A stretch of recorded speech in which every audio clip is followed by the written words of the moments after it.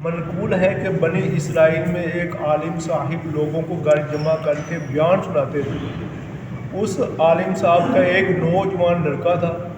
ایک دن اس نے ایک خوبصورت لڑکی کی طرف اشارہ کیا جو اس عالم صاحب نے دیکھ لیا اور کہا، اے بیٹا صبر کر۔ راوی کہتا ہے کہ وہ اپنے تخت سے فوراً منہ کے بل گری پڑا، یہاں تک کہ اس کے بعض جوڑ بھی ٹوٹ گئے۔ اللہ عز و جل نے اس وقت کے نبی علیہ السلام کو وحی فرمائی کہ فلاں عالم کو خبر کر دو کہ میں اس کی نسل سے کبھی صدیق پیدا نہیں کروں گا۔ کیا میرے لیے صرف اتنا ہی ناراض ہونا تھا کہ وہ بیٹے کو کہہ دے، اے بیٹا صبر کرو؟ مطلب یہ کہ اپنے بیٹے پر سختی کیوں نہیں کی اور اس کی بری حرکت سے اچھی طرح باز کیوں نہیں کیا؟ اسی طرح سرکار مدینہ صلی اللہ علیہ وآلہ وسلم کا فرمان عالی شان ہے، قسم ہے اس کی جس کے ہاتھ میں میری جان ہے، یا تو تم اچھی بات کا حکم کرو گے اور بری بات سے منع کرو گے، یا اللہ تعالیٰ تم پر جلد اپنا عذاب بھیجے گا، پھر دعا کرو گے اور تمہاری دعا قبول نہ ہوگی۔ ایک اور حدیث میں آتا ہے، جس قوم میں گناہ ہوتے ہوں اور نیک لوگ بدلنے پر قادر ہوں پھر بھی نہ بدلیں تو قریب ہے اللہ تعالیٰ عز و جل سب پر عذاب بھیجے۔ حضرت سیدنا مالک بن دینار رحمۃ اللہ تعالیٰ علیہ فرماتے ہیں، مروی ہے کہ اللہ تعالیٰ نے فرشتوں کو حکم فرمایا کہ فلاں گاؤں پر عذاب کرو، تو فرشتوں نے بڑی عاجزی سے التجا کی، اے اللہ عز و جل اس میں فلاں تیرا نیک بندہ بھی ہے۔ اللہ عز و جل نے فرمایا، اسے عذاب دے کر مجھے اس کی چیخ و پکار سناؤ، کیونکہ اس کا چہرہ میری نافرمانیوں کو دیکھ کر کبھی متغیر نہیں ہوا۔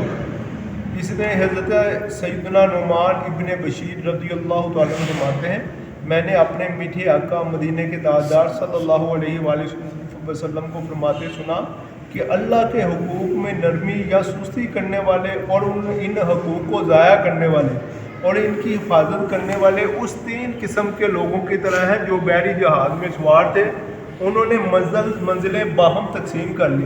یعنی کہ یہ حدیث مبارکہ کا مفہوم ہے کہ سرکار صلی اللہ تعالیٰ علیہ وسلم نے ارشاد میں کہ بحری جہاز ہے، اس میں 3 قسم کے لوگ ہیں۔ ایک وہ ہیں جو اللہ تعالیٰ کی نافرمانی کرتے ہیں، جو غلط کام میں گناہوں میں انوالو ہیں۔ دوسری منزل پہ وہ ہے وہ یہ کہتے ہیں سارے صحیح ہے، جو بھی ہے جس طرح کر رہا ہے ٹھیک ہے، یا شیخ اپنی دیو میں بس سب کچھ صحیح چل رہا ہے۔ جو سب سے اوپر ہیں وہ ہیں جو اللہ تعالیٰ کے حقوق کا خیال رکھتے ہیں، یعنی کہ نیک اعمال کرتے ہیں، عمل بالمعروف و نہی عن المنکر، نیکی کا حکم کرتے ہیں، برائی سے روکتے ہیں۔ اب یہ جو سب سے نیچے والی منزل پہ جو ہوتے ہیں نا، جس والے جو بندے گناہ گار غلط ہیں، وہ کہ ان میں سے ایک شخص اٹھتا ہے، وہ نا نیچے سے پھٹے کو نہ توڑنا کھانا شروع کر دیتا ہے۔ لوگ کہتے ہیں کہ یہ کیا کہہ رہا ہے؟ وہ کہتے ہیں جی کہ میں نا سمندر کا پانی جو نا وہ بڑی دور ہے، تو اس طرح بالکل قریب ہو جاؤں۔ اب جو درمیان والی منزل پہ ہے نا، وہ کہتے ہیں اپنی منزل میں جو کرتا کرتا ساڈا بھی جا رہا ہے۔ اب جو سب سے اوپر ہے نا، جو نیکی کو حکم کرتے ہیں، برائی سے روکتے ہیں، وہ کہتے ہیں کہ اس کو روکو، یہ خود بھی ڈوبے گا، ہمیں بھی ڈوبے گا۔ اگر وہ اوپر والے اس کو نہیں روکتے تو سارے ہلاک ہو جاتے ہیں۔ اس کی مثال بھی اسی لیے کہا گیا کہ نیکی کا حکم کرنا، برائی سے روکنا اتنا ضروری ہے۔ جب آپ دیکھیں کہ پہلا واقعہ آپ نے سنا کہ عالم دین تھے، گھر میں باقاعدہ بیان کرنا، واز کرنا۔ اس کے بیٹے نے ایک لڑکی کو دیکھا، اس نے اتنا کہا، بیٹا صبر کر۔ اللہ تعالیٰ نے اتنے اس تخت سے نیچے گرا دے، اس کے جوڑ ٹوٹ گئے۔ پھر اللہ تعالیٰ نے کہا کہ صرف اتنے ہی کہنا تھا جی کہ صبر کر، اسے سختی سے کیوں نہیں ڈالنا؟ یہاں سے پتہ چلتا کہ آپ ہمارے معاشرے میں دیکھ لیں، بچہ اسکول نہیں جاتا اور والد جو نے جوتی پکڑی لیا اور مار پڑ رہی ہے، وہ نماز پڑھنے نہیں گیا، اور کوئی فکر کوئی نہیں۔ یعنی کہ اصل چیز جس کے اوپر اسے ڈانٹنا چاہیے تھا اس کا علم کیا ہے۔ کہ اس لیے کہا کہ معاشرے کے خراب ہونے کی وجہ یہی ہے کہ نیکی کا حکم اور برائی سے روکنا چھوڑ دیا لوگوں نے۔ اب یہ ہے کہ ہر چیز کوئی خود نمازیں پڑھتا ہے تو وہ دوسرے کو بھی کہے کہ آپ بھی نمازیں پڑھو۔ کیا ہے کہ وہ اتنی سی بات کرے گا تو اسے پتہ نہیں کتنا ثواب مل جائے گا کہ اس کا تصور ہی نہیں کر سکتے۔ اس لیے سرکار صلی اللہ تعالیٰ علیہ وسلم کی حدیث میں مارا گیا، بلغوا انی ولو آیا، پہنچا دو میری طرف سے چاہے ایک ہی آیت ہو، یعنی کہ آپ کو ایک آیت کا پتہ آپ وہ بھی پہنچا دیں۔ تو یہ اس لیے ہے کہ اگر آپ کو جو سی اچھی بات کا پتہ ہے آپ لوگوں کو بھی بتائیں، ان کی اصلاح کریں انشاءاللہ۔ یہ ہے اس سے یہ ہے کہ معاشرہ جو ہے نا وہ صحیح ہو جائے۔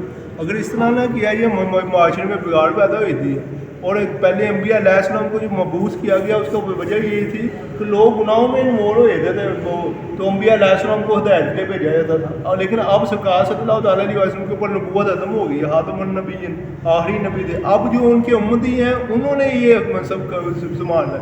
انہوں نے ہر بندہ جو ہے نا وہ اپنی جہاں پہ جو ہے نا وہ اپنے گھر کا سردار ہے, یعنی کہ اس نے اپنے بچوں کو اپنے ماں تحتوں کو سمجھانا ہے کہ بھائی نا آپ بھی نمازیں پڑھا کریں, نیک مال کرا کریں, درود پاک پڑھا کریں, ذکر کان کیا کریں.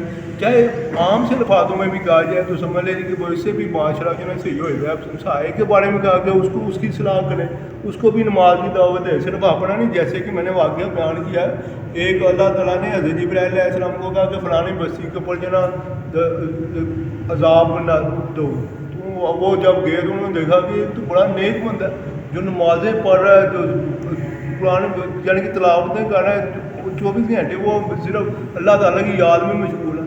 تو اللہ تعالیٰ نے کہا کہ حضرت جبرائیل علیہ السلام کو اس سے اتنا عذاب ہو کہ اس کی چیخ و پکار مجھے سنائی دے کہ اس کے سامنے ارد گرد لوگ جو ہے نا وہ گناہوں میں انوالو ہے اور اسے پتہ بھی صرف وہ اپنے پتہ. تو یہاں سے پتہ چلتا ہے کہ نیکی کا حکم کرنا, برائی سے روکنا کتنا ضروری ہے. تو ہمیں چاہیے صرف اپنی پرواہ نہ کریں, اپنے ارد گرد جو ہے نا نماز پڑھتے ہوئے آتے ہوئے کسی کو کہہ دیا کہ یار تم بھی نماز پڑھا کرو, اتنا الفاظ استعمال کرنے انشاءاللہ آپ کو بہت ہی ڈھیروں سے نیکی ملے گی.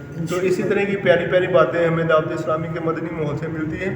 آپ بھی دعوت اسلامی کے مدنی ماحول سے وابستہ ہو جائیے. دعوت اسلامی کا ہفتہ وار اجتماع ہر جمعرات کو 12 عشاء آپ کی قریبی مسجد ہے, مسجد اقصیٰ شیراں والا گیٹ ادھر شروع ہو جاتا ہے, اس میں ضرور شرکت فرمایا کریں اور اپنا یہ ذہن بنائیں مجھے اپنی اور ساری دنیا کے لوگوں